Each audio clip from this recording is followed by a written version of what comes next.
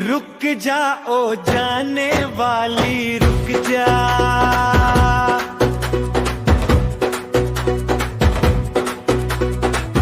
काहे तोर नाम पता मोला बता जा। जब ले पढ़े में तोर चिट्ठी खुगे है मोर बुद्धिमती, एक नजर मुड़ के देख जा।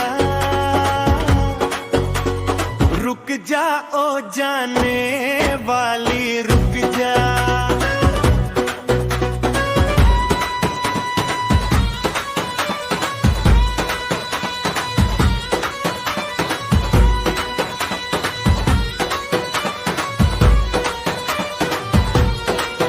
मैं आशिक प्रेमी पागल तोर दीवाना,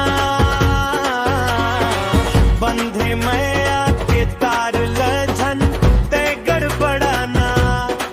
जब ले देखे तोला धक धक करे चोला, मोरो मैं आगे चिन्ह लेके जा। रुक जा ओ जाने वाली रुक जा,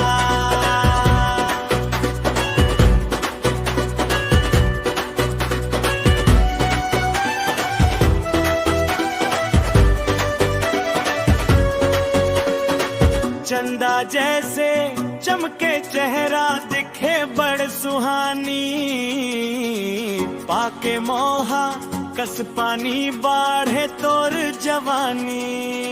जब ले छाए तोला नशा बिगड़ के कतको के दशा, लब लेटर का बर पे गया।